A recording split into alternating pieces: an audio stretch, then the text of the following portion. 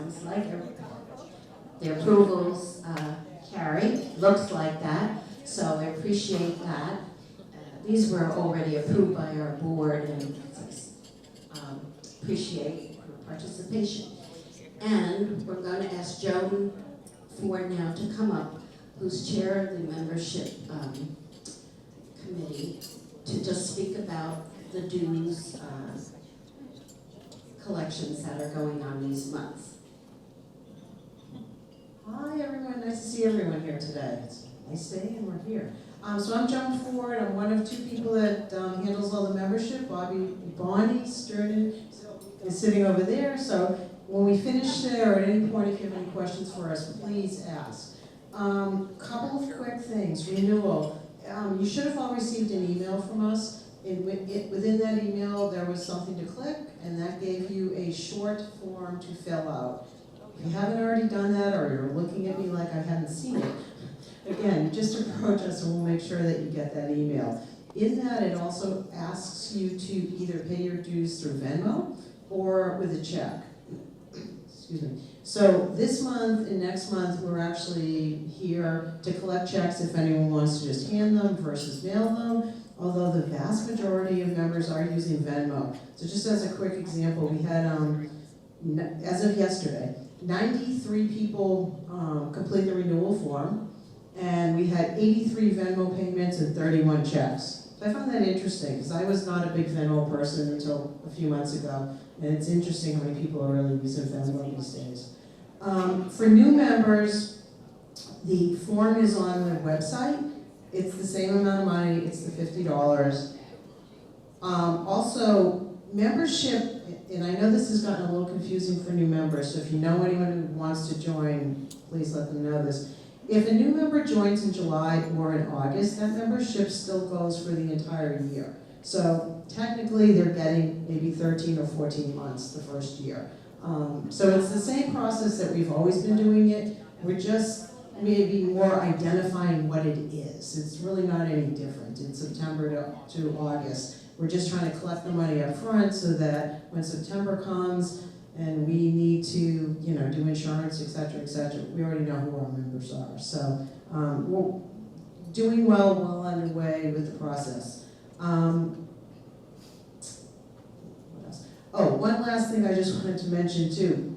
One of the comments that we get for membership is sometimes people, we ask you, are you involved in book clubs, golf, blah, blah, blah, that kind of thing. And people are filling that out on their forms. We thought it would be really neat next month, we're only gonna do this next month, to have someone represent all of those different activities, literally sitting out here. So, if you're thinking about it and you have some questions, you're not sure, you wanna meet someone who's involved in it, we will have a couple of big tables out here, and we'll have about, I think it was 13 different people sitting out there who can tell you a little bit more.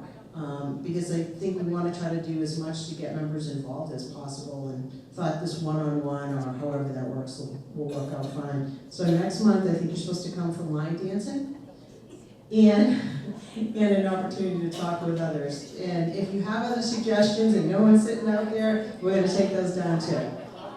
This is a line dancing crowd, right? Okay, perfect. Give it back to Barbara. Okay, thank you, Joan. What we're going to do.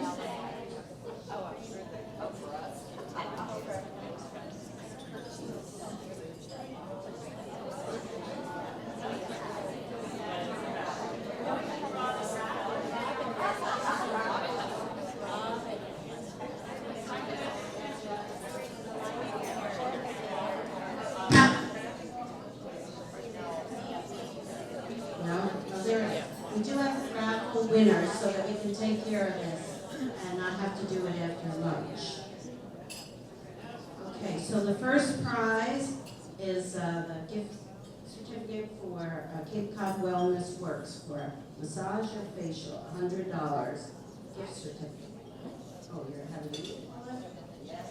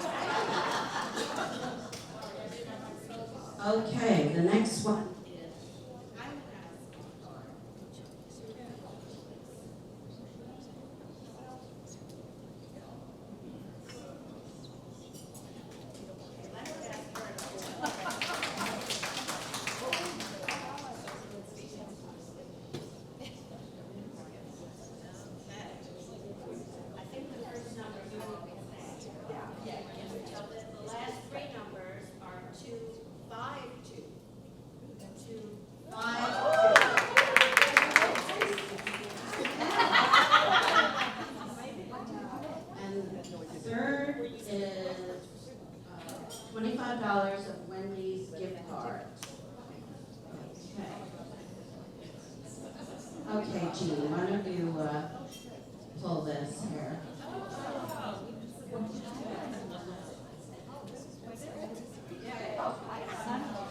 Wendy's gift cards. The last three numbers are 333.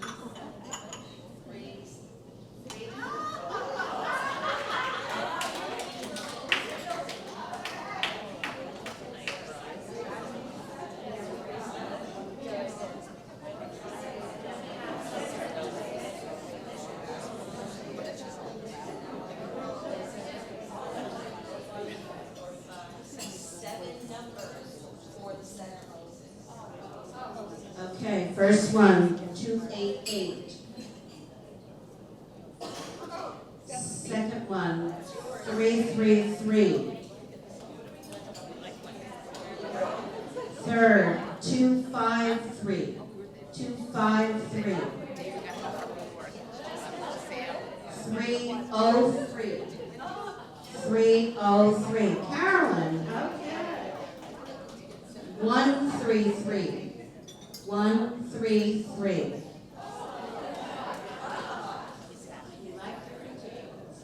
Okay, 224. 224. Really? Okay. 6. 241. 241.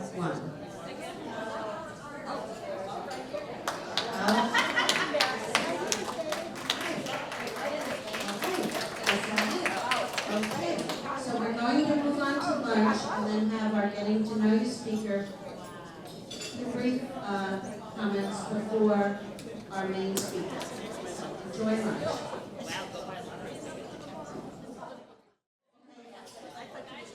All right, ladies, we had a little change up today, so please continue eating.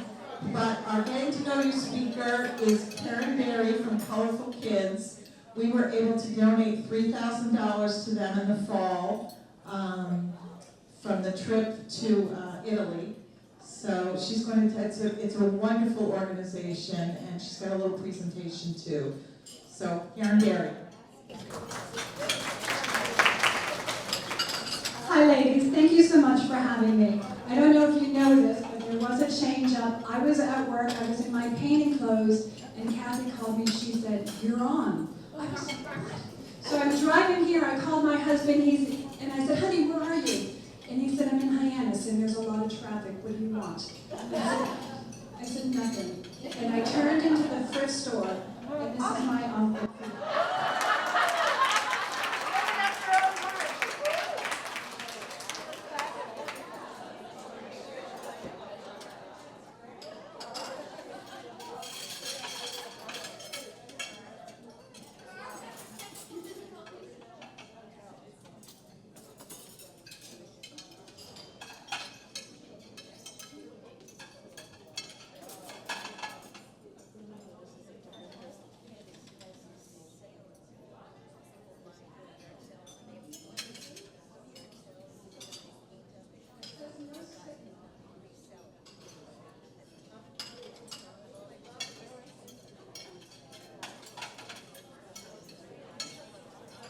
So as the girls are working on this, I'm going to tell you a little bit about Colorful Kids. So we create room makeovers for children in need, and a lot of people think that that's just decorating. And it's so far beyond that. Many of you have grandchildren. There's a big problem on the Cape, unfortunately, but there's a lot of grandparents that have suddenly inherited their grandchildren. We had a grandfather, he was living his best life, he was living with his girlfriend, and all of a sudden he has 3 kids under 12 years old. So I went out to meet him, and he said, "I don't know what to do." He said, "I think my oldest kid is a weirdo." So having said that, what he didn't know was when we go into the house, we only interview the kids. We don't talk to the adults at all. We just want to interview the kids to find a way to connect them to their space. What was happening is the boy was walking around his room and he was talking to himself.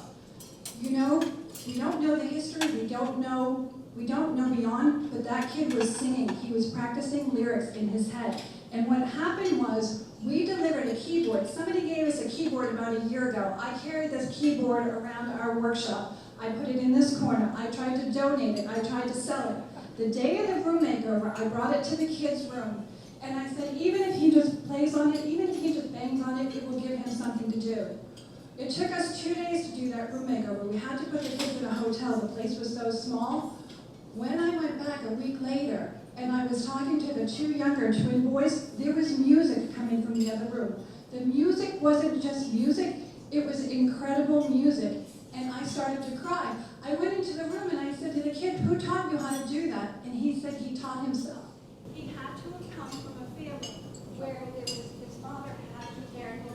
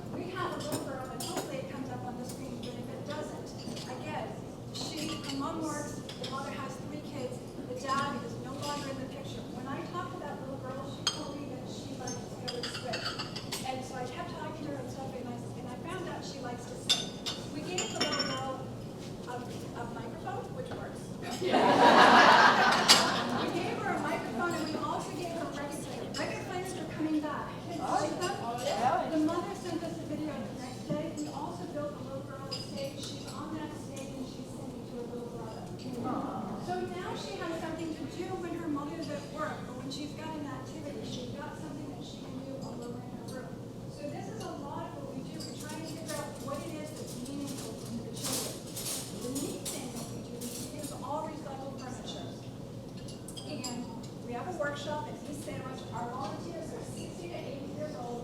They come in regular hours and they paint that furniture. It's like a fancy workshop. So there's 3 girls right here today painting, and again, we interview the kids, we have a sense of what they like, try and personalize the spaces, and then we go back and we do a room makeover. But a lot of these kids are in these incredible situations. We just went out to a house. We work with a lot of social service companies. And they called us, they said, can you just deliver a bed? We don't usually deliver a bed. We do the whole room. I said, can I go out and see this room? So I went out. The mother had passed away. I saw the room. It was heartbreaking. It took us 6 hours to clean one room. We scrubbed the walls, we ripped out the carpet, and it was just, and we weren't planning on replacing the carpet, so now we have to put out the floor. Thank you. Thank you. So we spent a day cleaning, and then this past Saturday we went back to do the room makeover. One of the girls called her husband to bring out some supplies to us. He saw the condition of the home, and he called into work, and he stayed to help us. It is amazing what we do. So we do room makeovers. They're absolutely adorable, but there's so much more to them. We work with a lot of kids here on the Cape that have illnesses. If your child has cancer, everybody will be like, oh my gosh. But so many of our kids have other illnesses. They have spina bifida.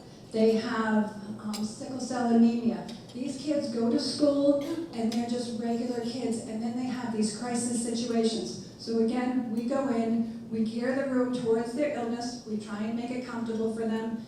We even had a little boy, I heard him talking to his dad. He goes, oh, now I have a place to put my water. Just something so simple. So that's basically what we do. The reason I'm here today is, as I said, you girls generously donated to us in January. I was so shocked that this donation came in for so much money, and I was so thrilled that you girls have helped us do so many room makeovers, and that's why I'm here. Thank you so much.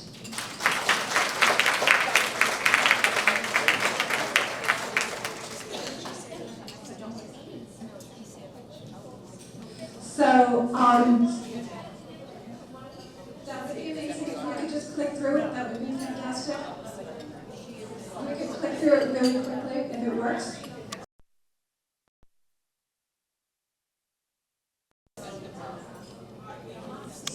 Our volunteers, like I mentioned, are typically 6 to 8 years of age. They come in, a lot of them come into our workshop to just work on the furniture. The other thing is, the nonprofit world has so many moving parts. We need help with administration, we need help with grant writing, we need help with organizing, we need sewers. We had a little boy who needed a tent. I met this woman on the beach. I was like, oh, I have this nonprofit. She came to our workshop with her sewing machine, and she made the tent in our workshop, and then she left. So it was just a little boy, again, he needed to be in low lighting. This was just, we did this. When you look at the room, you're like, oh, that's magazine worthy. It's incredible what our volunteers do.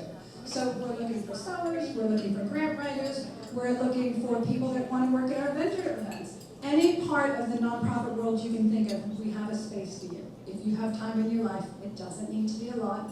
It could be 2 hours a week, it could be a couple times a month. So, oh, beautiful. All right, and I know, just tell me how much time I have left. So this little boy here, again, this little boy lost his dad. When I interviewed him, he told us he wants to be an astrophysicist. I had to look up the spelling. I just want you to see her expression. It's just the kids, for the moment that we do their room reveal, we get to see the joy that they experience. It is incredible. Next. Next, please. This is what her room looked like before. Again, some of our parents have zero money or they don't have the skills. We shouldn't deprive the children of having a clean environment. Next, please. This is her room afterwards. This is all used furniture. Next, please. Next. Next, please. This is the room makeover we just went to. Heartbreaking. I couldn't walk away. I got the team together. We went in and we did the room makeover. Next, please. And also, too, see the books? This kid loves to read. Now he's got a light next to his bed. He's got a light in his room. He can read when he's in bed now. Next, please. This was the oldest of 5 boys. He was tough. I kept saying, what do you want your room to look like? He said, just make it gray. That was all he would give me. We did the 4 younger boys first. We went back to his room. He said, do something for my cats. I said, okay. Next, please. Next, please. These are the younger brothers. You can see that they're sitting on tubs. They're actually drawing out what they need in their room. Look at that expression. Next, please. This is what happens when you put a desk in the room. The kids had no place to play before. They had no place to do their homework. We're making a difference. It might seem very simple, but I think it's going to have a big impact. Next, please. This is the letter that he wrote. And the bottom line says, my life is much better because of you. Because of you. Thank you very much.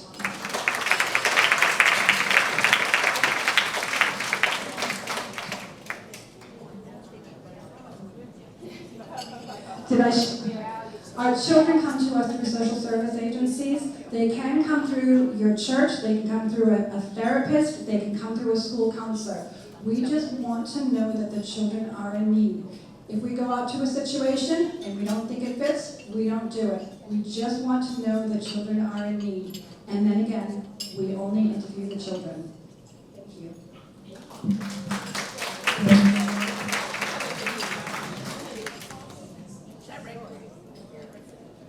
Okay, well it's so heartwarming. It does bring tears to your eyes. And again, our group helps make some of that happen, so thanks to all of you.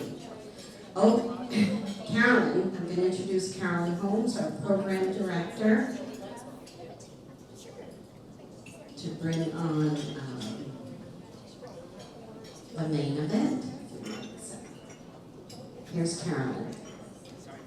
Thank you, Barbara. Before we get to the main event, I want to remind everybody that the J. Jill coupons are still good. If you did not get a coupon because there was a glitch and people ran out, just go to J. Jill, tell them you're from the Mashpee Women's Club, and you will get 30% off. even if you didn't go to the fashion show. And I spoke with the manager today, and she told me they have absolutely a whole line of new things that you didn't even see at the fashion show. So please, if you get a chance, go and save your 30%. It's good till the end of the month.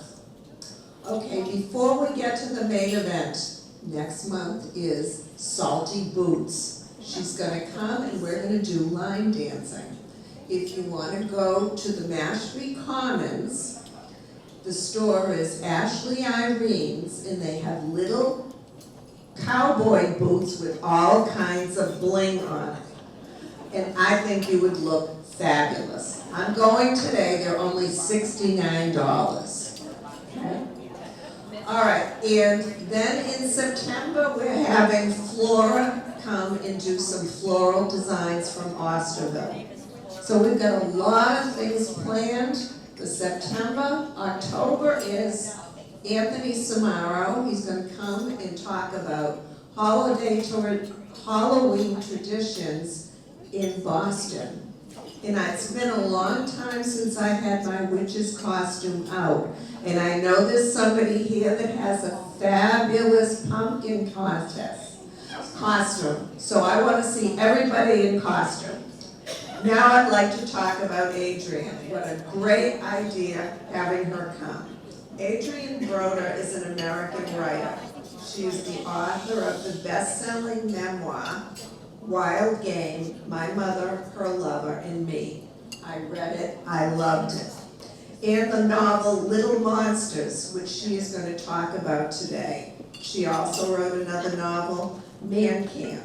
She has also written publications such as for the New York Times, Oprah's Magazine, Vogue, and Glamour. Adrienne is an executive director of Aspen Woods, a literary arts nonprofit and program of the Aspen Institute. She launched the Aspen Woods Literary Prize. She's here today and she has a few books for sale if you feel like purchasing them after. So here is Adrienne.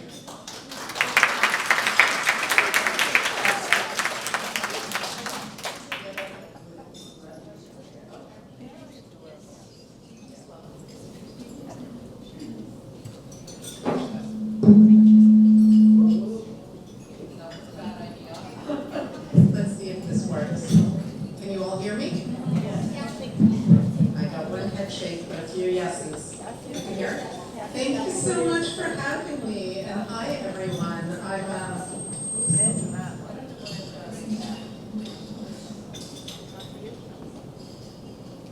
think the squeak is gone. All right.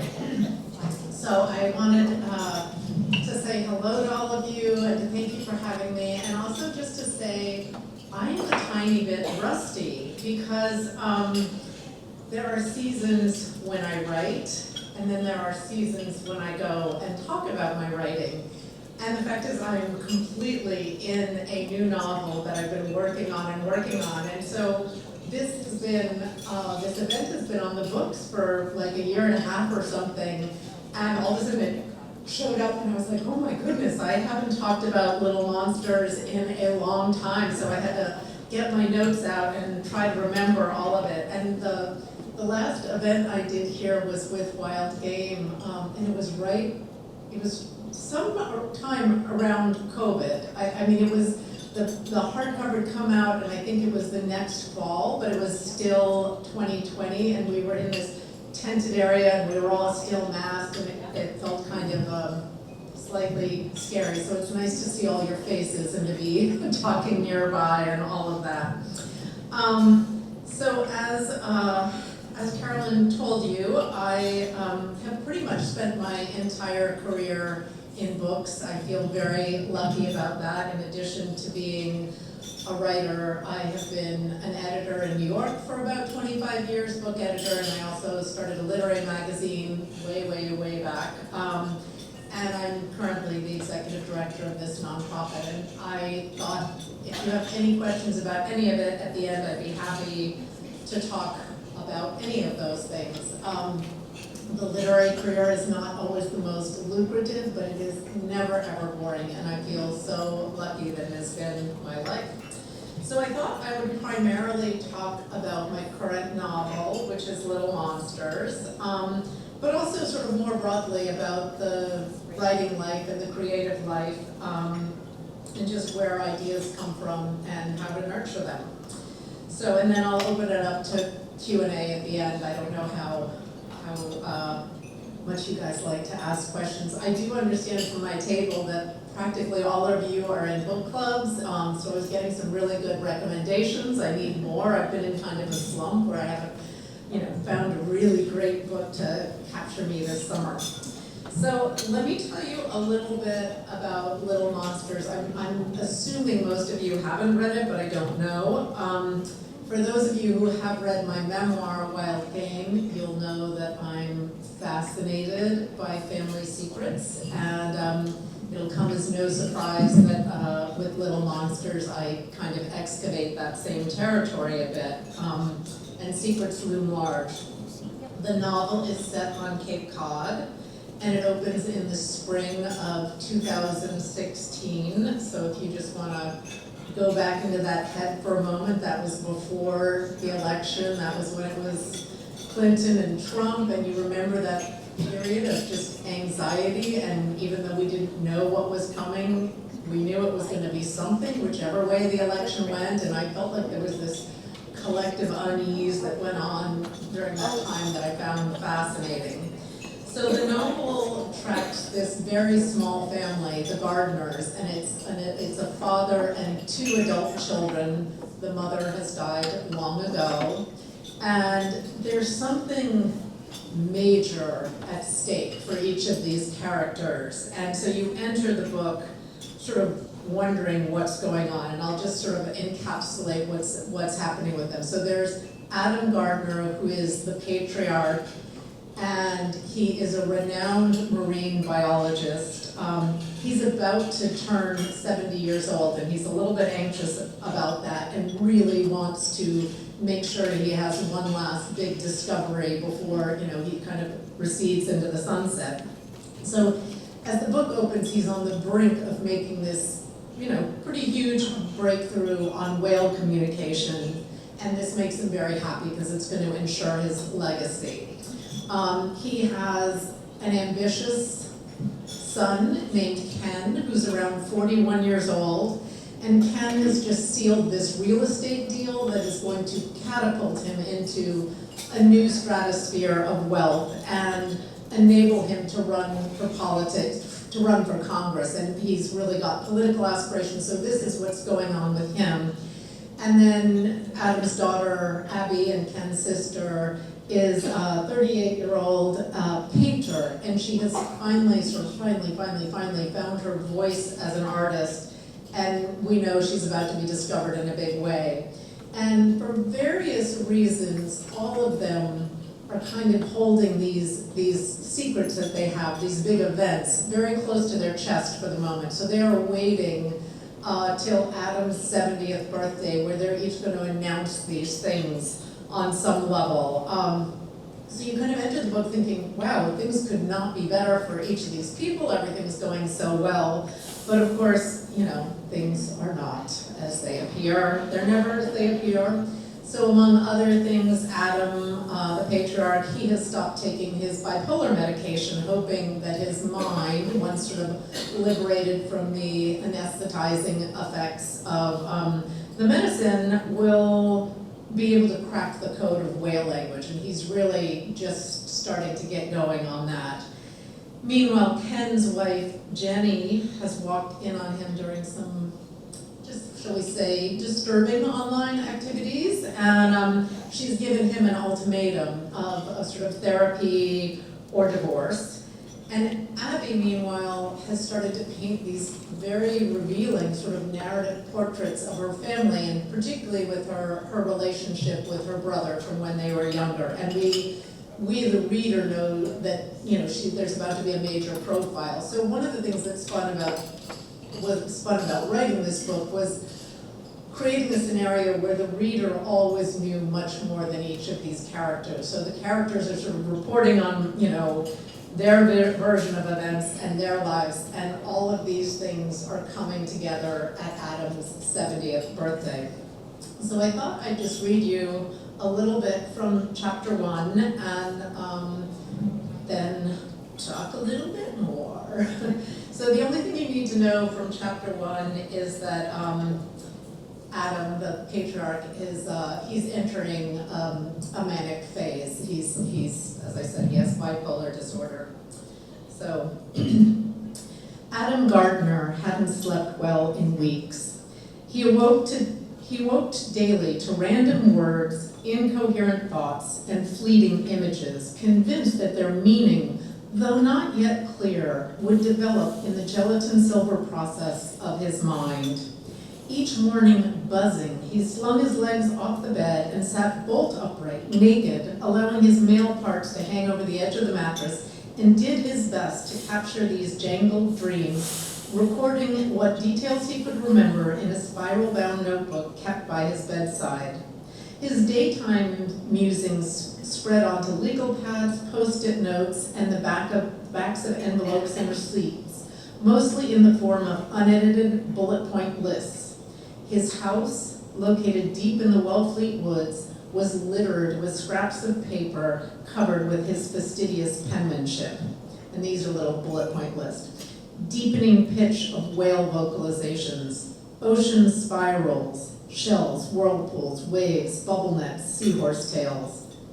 Bullet point. Sounds relationship to the inner ear labyrinth. Another spiral. Bullet point. Mystery of infinity. 1 equals 0.9999999.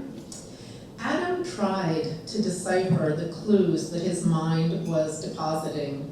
He had one big discovery left in him. He felt sure of that. This thing, whatever it was, an idea, a theory, was taking its own sweet time to make itself known. He knew he needed to trust the process. If he could practice patience and maintain equilibrium, Adam felt certain that every book he'd ever read, every piece of art that had ever moved him, every conversation, creature, curiosity, and concept he'd encountered in his lifetime would align like cherries in the slot machine of his mind.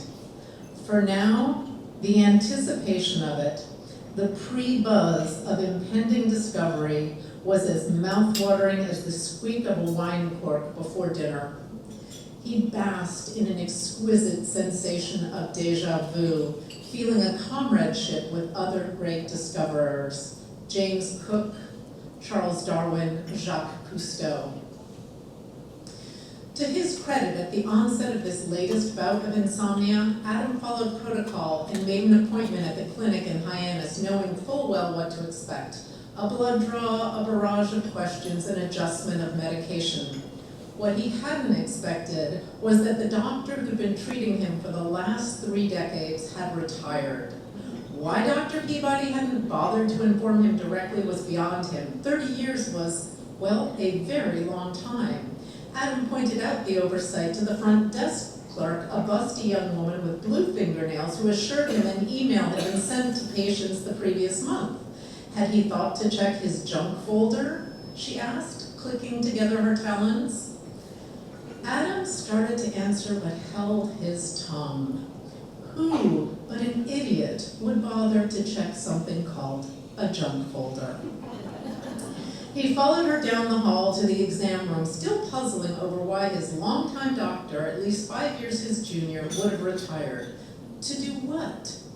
In Peabody's place, a kid half Adam's age, outfitted in tight pants and alarmingly bright orange socks, strode into the exam room. Was it too much to ask that the person evaluating his mental state have at least one gray hair on his head? The new doctor acknowledged Adam only cursorily, opting to study his electronic patient chart first. Mistake number 1. Mistake number 2 was the doctor's lecture on sleep hygiene. For the love of God, why not just call a thing a thing? Passed away, big boned. What was so wrong with dead and fat? Euphemisms were tools of the feeble-minded. Hygiene brought to mind feminine products, something Adam did not wish to contemplate. But that led him to think about parts of the female anatomy he did like to contemplate. Stay focused, Adam reminded himself. He took notice of the boy's weak chin. I don't think we've had the pleasure of a proper introduction, Adam said, cutting the lecture short. I'm Dr. Gardner. In his lifetime, Adam Gardner, PhD, had an acclaimed career as a research scientist for the Cape Cod Institute of Oceanography, CCIO to those in the know. His glory days were in the late 1970s when, as a young scientist, he was part of a team that disproved once and for all the notion that life could be sustained only by a photosynthesis-based food chain. In the pitch-black depths of the Pacific Ocean north of the Galapagos Islands, they had encountered evidence in the form of foot-long clams, giant red tube worms, and spiny white crabs that even in darkness there was life. Adam and his team had discovered and named more than 24 species. In the decades since those early successes, he became one of the foremost experts on cetacean biology, studying population dynamics and communication of humpback whales. Beyond these professional accomplishments, he was a Vietnam veteran who had single-handedly raised his 2 children after his beloved first wife, Emily, died suddenly at the age of 30. In short, he wasn't about to let some kid outrank him. So I'll stop there. And thank you.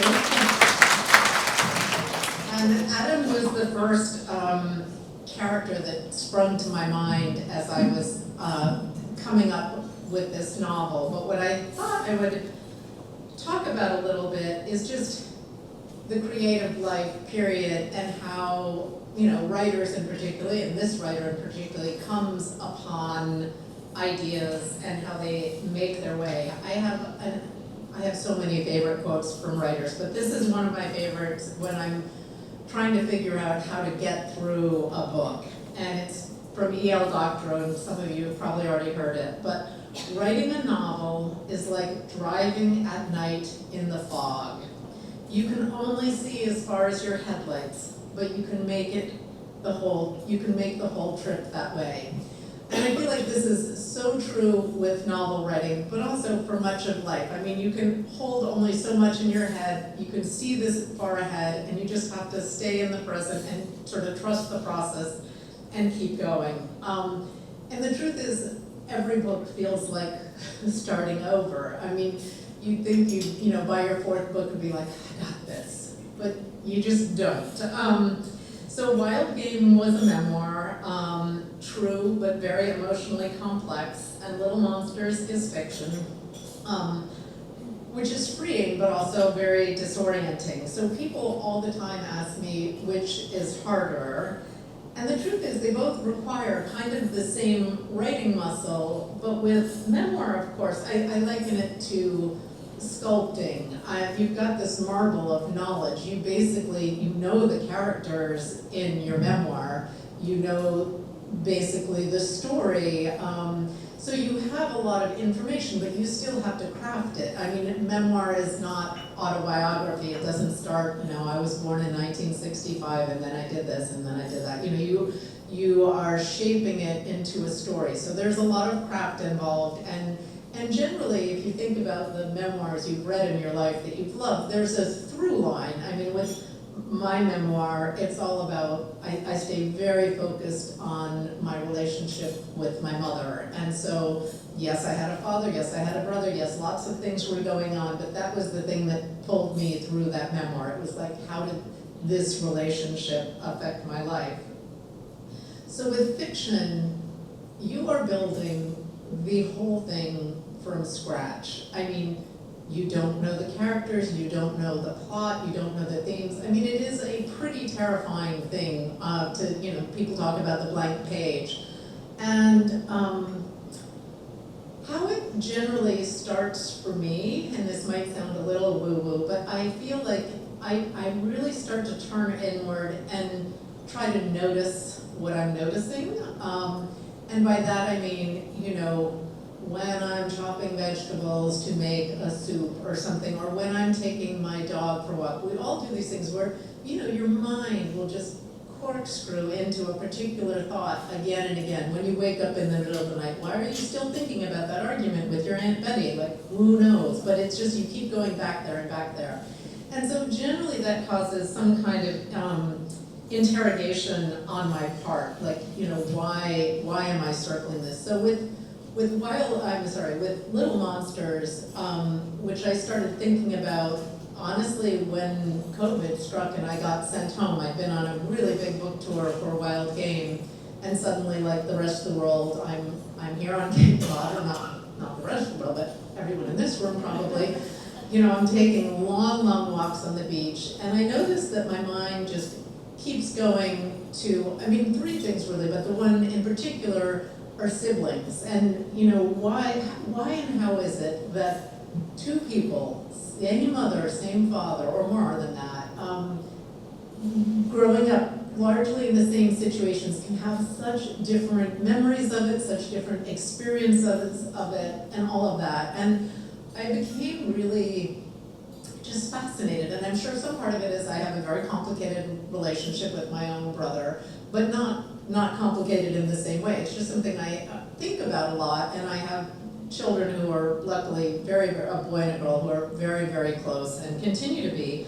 But so as I just notice my brain keeps going there. It's a little, I'm the bee and that's the flower. And so I start doing some research, and meanwhile, sort of some of these characters are coming into my head about a sort of narcissistic bipolar father, very obsessive character. He's obsessed with whales. I mean, one of the beauty of fiction, of course, is you can write about your own obsessions, and I am obsessed with whales. So it was like a delight to just keep researching and researching whales. The hard thing was like deciding not to put every whale fact I ever stumbled across into the book.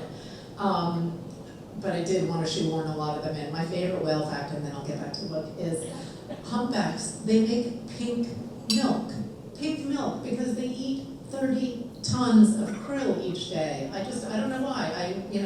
As a lactating mammal, like that's a fascinating thing, pink milk. Okay, enough whale facts.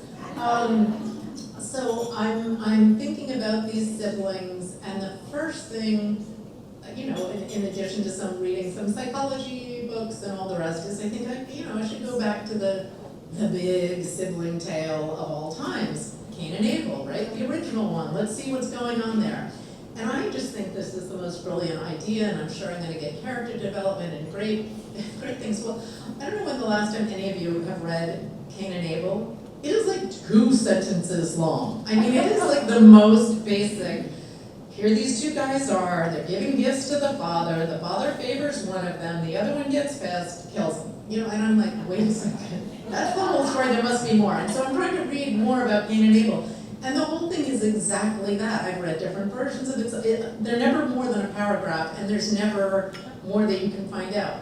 And yet, what I didn't realize at the time was I basically lassoed the structure for my book. And by that I mean, all of a sudden, and really it wasn't conscious, but all of a sudden I realized the whole narrative engine was going towards Adam's 70th birthday. And these 2 adult children who were really needing his attention and messed up in their own way are both creating these very important / arguably inappropriate gifts for their father, because everyone wants to be loved. And so this is how this book started for me. And every book is so different that way. In any case, let me just look back at my notes and see where I was. I was going to talk a little bit about discipline versus inspiration. I think so many people think the muse comes and strikes and you're just suddenly and I feel like, well, there's a Stephen King quote that I'll read, but amateurs sit and wait for inspiration. The rest of us just get up and go to work. And I am definitely one of those people. I get up every morning at an obscenely early time. Usually the first digit is 5. It can be earlier. I try not to make it earlier. And that has turned out to be the most magical time for me. It's before any to-do list, kicks in. I get my coffee, I'm still kind of in that liminal state between sleep and wake, and I really just have a very direct connection to my creativity or subconscious then. But I do it every day, not always well, but always with intention. And, I'm much more, does the muse ever hit? Yeah, like once every couple of years, but for the most part, I just sit down and do it and hope that she will show up and come one of these days. My rule for myself is kind of don't get it right, get it written. So I try, they say to write sort of a sloppy first copy. I find that very hard, but I do just try to be not a perfectionist when I'm getting the story out, because so much of it is you have to write to find out what you're writing about. I know that sounds crazy. I think some people who are writing very genre-y books, like a mystery or a romance, there are like these 16 beats before you do this plot twist, and then 3 more, and then you unravel it, and so on. But for literary fiction or a literary memoir, it's just not that clear. And so I feel like I'm very character-driven in my writing, but it's very rare that a character appears to me fully formed. It's sort of like your kids' stick figures, when they're first, and then you're like, okay, I know this character is, grumpy, whatever, give them the 7 dwarfs, whatever they are, a little bit about them, but until you put them in a room together, have them interacting with other characters, you really don't know what they're going to do, and it's kind of important to stay open so that they surprise you a bit. And I was surprised at different points along the way with the characters. Yeah, that kind of must sound a little crazy. Anyway, I think in that way, writing is a bit of a form of listening. You have to pay attention. Hang on, I'm just looking down. You have to pay attention to the people who show up, and kind of like what I said about the whales, I feel like characters and a lot of the pieces of the novel, you have to know a lot more about than what's revealed. So it's sort of like an iceberg to me. Like, I might just tell you these 6 things about the character, but I actually know where they went to school, what their hopes and dreams are, and so on. So in that way, if you know a character so well, and usually you don't until you write completely to the end of the first draft and then come back and start again. But when you know them well, then you know, like, what's the throwaway line that they would say to their father, and how would they treat the barista, or something like that. It just always changes a bit. The most helpful piece of writing advice I ever got was when I was writing Wild Game, and I was really determined that I didn't want to write sort of a mommy dearest style, she was so bad and I'm so sweet and good. And I read this line of Vivian Gornick's, and it was pertaining specifically to memoir, but I think it holds true in fiction as well, and I might butcher this a bit, but the line was, in order for the drama to deepen, you must show the loneliness of the monster and the cunning of the innocent. And I feel like it was just really, like, it lit, I don't know, it was just like a light bulb moment in my brain, and I taped it over my computer. But I thought it really was just going to pertain to that book, and then I found myself thinking about it a lot with Little Monsters too, because I want you to be as compassionate, I want the reader to be as compassionate about, the character who's obviously behaving, the most poorly as the ones who are behaving, the best. I kind of think, I guess I'm not so interested in heroes and villains, because I think, we all have a lot that's sort of courageous or cowardly, who amongst us hasn't said something terrible to someone we love at some point in our lives? I hope it's not just me. So I've always felt like character is the most important aspect of my work. Let us see. Got all sorts of notes, but don't know where to go. Another quote I love is Rebecca Solnit, who wrote, "The job of the writer is not to solve the mystery, but expand it." And I feel like that's always how I enter a story. I mean, Little Monsters, as I told you, was born with my fascination for family secrets and siblings and how they shape us and protect us and haunt us. And you sort of build these worlds and then you slowly peel it back. And just the tension lives in the gap of what you know, what the readers know, and what the characters themselves know. So currently I'm working on a new novel. I'm very much, in the thick of it. I'd say probably, I think of it as the Wednesday hump of the novel. Like, I'm so ready to, crest this hump and start tearing towards the finish line. But this one, if the little thing that I was landing on before was sibling relationships, I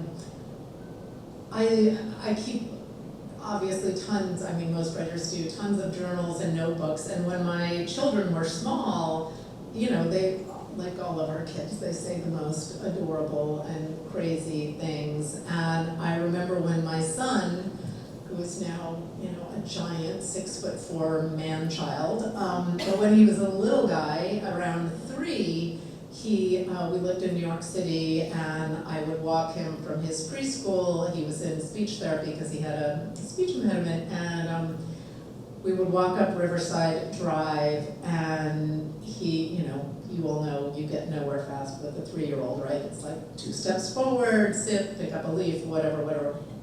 But he kept trying to get this sentence out, and his speech therapist had told me, he almost had to build up this momentum, so he would always start from the beginning if he couldn't get through a sentence. So if he said, Mom, do you remember back when? Like, it would just sort of go this. And so he was trying to get this out. And the words he said are, Mom, do you remember back when I was air and I buzzed around you before I chose you to be my mom? And I sat there, and of course, like all of you, just like, I froze. I didn't want to be like, wait a second, let's say it again. I didn't want to make it too big a deal. I wanted to be cool and not, And we talked about it, and then he got interested in the leaf or whatever else he did. And I remember him talking to me about it a few times, probably between the ages of 3 and 6, when he actually claimed to have remembered this moment. And then at this developmentally appropriate age of like 6-ish, I remember him saying, I don't remember it anymore. I remember us talking about it. And that actually made sense to me in the way that he remembered, my husband's father died when he was around that age. And he immediately following the death, of course, knew exactly who Poppy was. But afterwards, he just remembered, the stories of it. And anyway, so this is how it kind of works. I mean, that happened, 14 years ago or so, and it just buzzed around in my subconscious. I didn't actually, I shall say it didn't go further. I don't think he's reincarnated or anything like this, but it stuck in my head. And I've also, I've experienced a lot of loss in my family in the last few years, both my step-parents and both my parents and my best friend.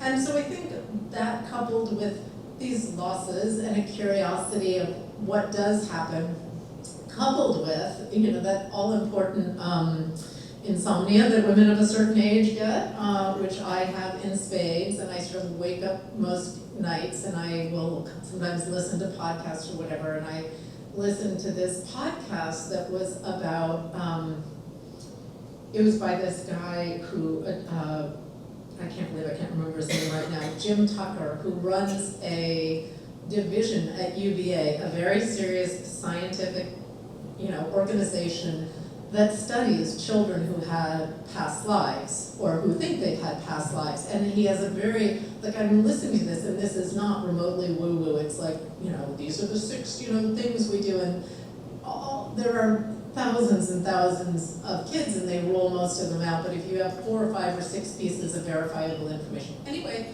I just became fascinated with it, and so somehow it is now the basis of this next book that I'm writing. But so, in closing, I'll give you my last quote, one of my very, very favorites by our own Cape Cod poet, Mary Oliver. But I think this is really what it comes down to when it comes to writing. And she said, or this is part of a poem, pay attention, be astonished, tell about it. And I think that's really what the job of a novelist is. So that is it, but I'd love to answer any questions if anyone has any.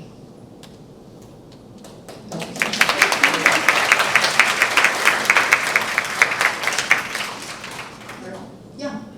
You said you don't always know where things are going. Yeah. Do you have a general outline or? Yeah, I mean, it's really interesting because each book has been a little bit different, including even the memoir, where you think I'd know exactly where you're going, but where you begin and where you end create an entirely different book. You know, that book I started, from this very specific moment in my life when my mother woke me up out of a sound sleep when I was 14 and decided to end it, at a certain thing that my daughter had said to me.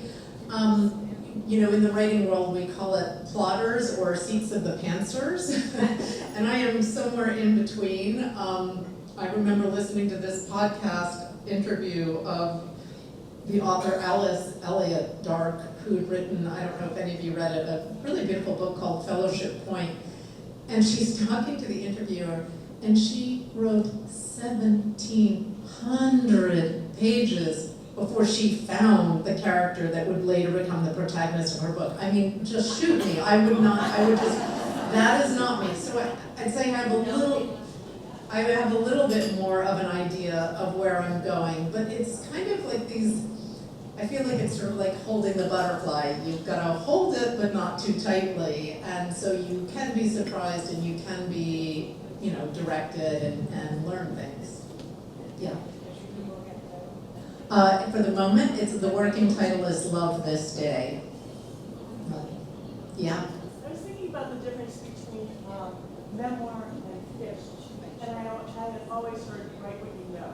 Oh, I appreciate the analogy with Cain and Abel, but are you saying that there's no person? I mean, I don't mean to cry into your pipeline, but there's Cry away. but so if you, and I've read most of Little Monsters. Okay. So are you saying you did? I mean, You've had experience with complicated sibling relationships, whether they're yours or others, correct? I mean, I think you're a genius. Keep talking. I'm not very articulate. I think I know what you're saying. I mean, with memoir is nonfiction, and with memoir, you are committed to not necessarily telling the truth, but telling the truth as you remember it. So, for instance, if, I won't go down that rabbit hole. With fiction, I mean, all of it is informed by my life experiences. I mean, all of it. When I think about Adam's obsession, like with whales, or Abby communicating her experiences via her art. I mean, obviously that was something I did with Wild Game. It's just I didn't want to have a writing character. I wanted to have an artist, a painter character. But it's very funny because I think people always try to think like, well, who are you in this book and which character? And it's so funny because in the book that I'm currently writing, there's this 60-year-old grandmother, there's the 30-something-year-old mother, and I feel like, and there's also the kid, and I feel like I'm so all of these people in different ways, and very much the same thing with, I'm a bit of Ken, I'm a bit of Abby, I'm a bit of, I'm a bit of Jenny, love that white wine. The reason I asked you is that sibling relationship, that complication, I mean, not quite as far as it went with them, was so resonant. Yeah. I have two brothers, and we were very close growing up, and now that we're older, there are still remnants of the little complications thing. Yeah, I mean, I remember my grandmother lived to be 103, and I remember having a dinner with her when she was in her 90s, and my father and his 3 siblings were in their 70s, and they all became 12-year-olds around that table. And my father's like, "Did you see how she's pushing my buttons?" And I'm like, "Whoa, dude, that seems really alarming. Is that gonna be me at 70? Maybe." Yeah. Where did character Steph come from? It seemed to me she's sort of an added appendage more than just a brother and sister. Right, and I realized I didn't sort of mention her in my intro. So in addition to these gardeners, there's this one outsider who, you know, in some ways she almost acts like the Greek chorus. She can see things that the rest of them can't because she's from the outside, and at the risk of giving away too much, which I might be, but you know, whatever. Both of my parents had half siblings they didn't know about, and I especially got to know my mother's half sibling, my Uncle Walter. And I remember as I was starting to write this book, I thought, I know what it's like when sort of a stranger comes into your family and is kind of like, "I'm your Uncle Walter," and you know, isn't this odd? But I didn't know what it would be like to be the person on the outside coming in, especially into such a dysfunctional family. And would you just want to throw up your hands and run screaming? Or, you know, and then part of it is also like I guess, you know, I don't really believe in morals or something in terms of literary fiction, but I do feel like there's something about Steph who is much more able to create the family she wants versus, you know, just sort of stick to the family you get. I mean, she definitely was like, you yes, you no. Like, she knew what she wanted from those relationships. Any other questions? Yeah. I'd like to know how much the editor or the publisher gets involved and changes your story.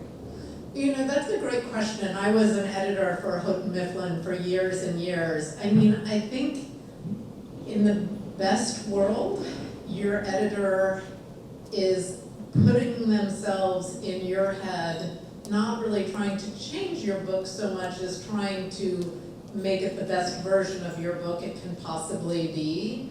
I have a wonderful, intuitive, brilliant editor. She tends to have a pretty light touch, but I feel like I spend so much time, and because I basically spent my whole life in the literary world, I have lots of writer friends, I have editor friends, that by and large, I don't send something to her till it is pretty done. And then she makes always some incredibly astute changes, but not necessarily, she's not someone, it's not like every page is littered with red marks and like, oh, you should be starting on page 76 and the grandmother shouldn't die or stuff like that. I think it's really different writer by writer and editor by editor. Yeah, I mean, it's a very dynamic process between two people. And, you know, they say a lot of editors right now, they just, you know, they're buying more books and you just want something as done as possible. But I think the really great editors are trying to help you write the book you want to write.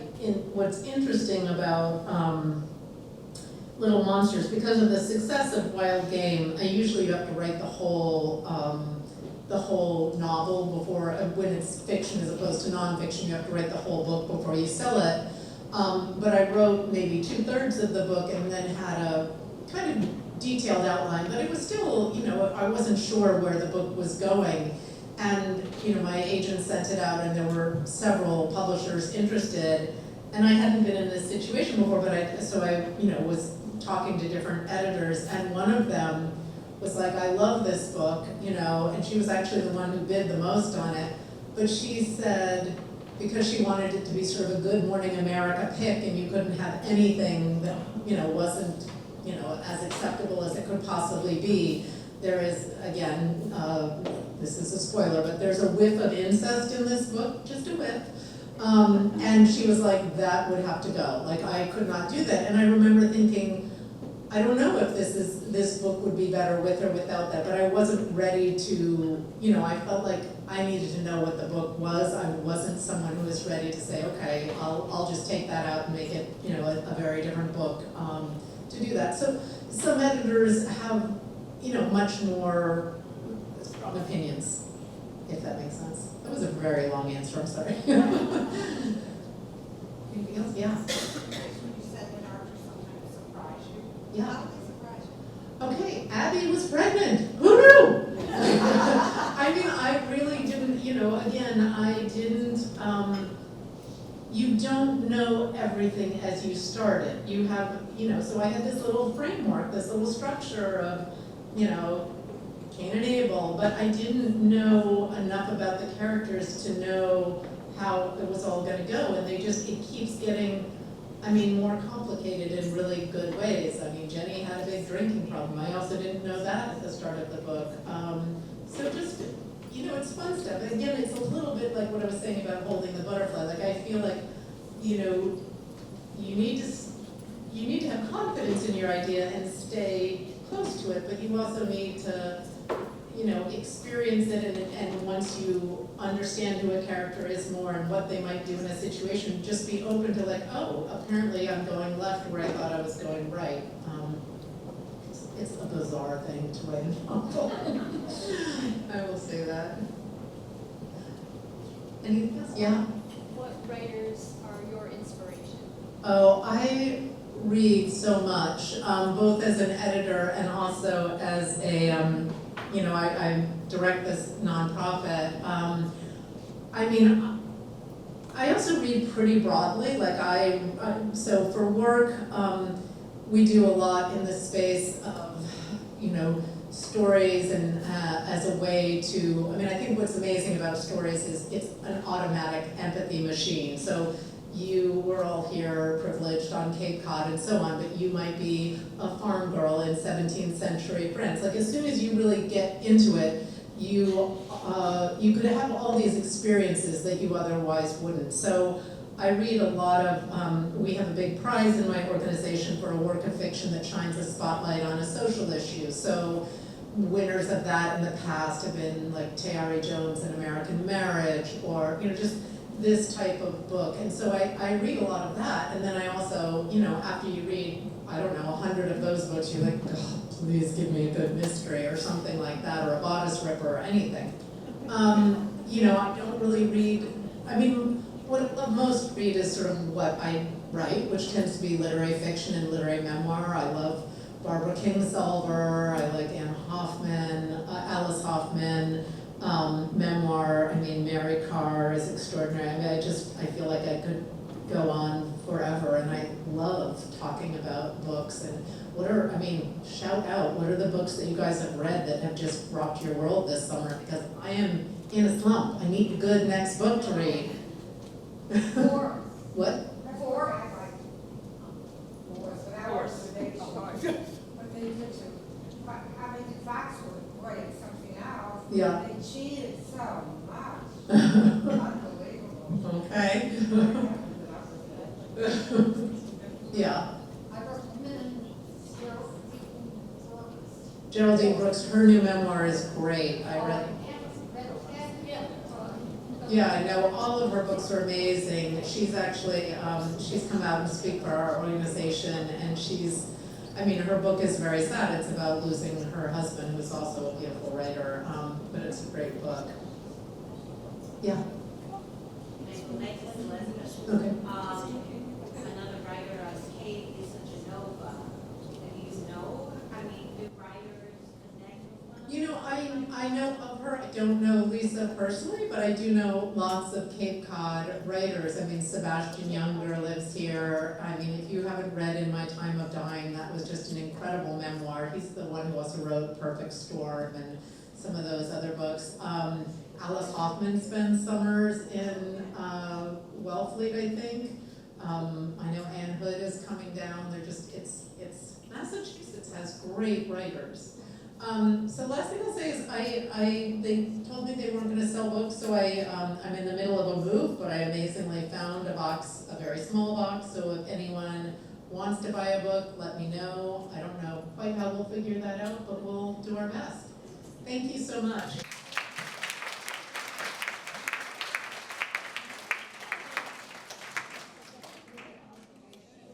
All right, well, that concludes our luncheon today. Thanks for coming, and hope to see you next month for the line dancing.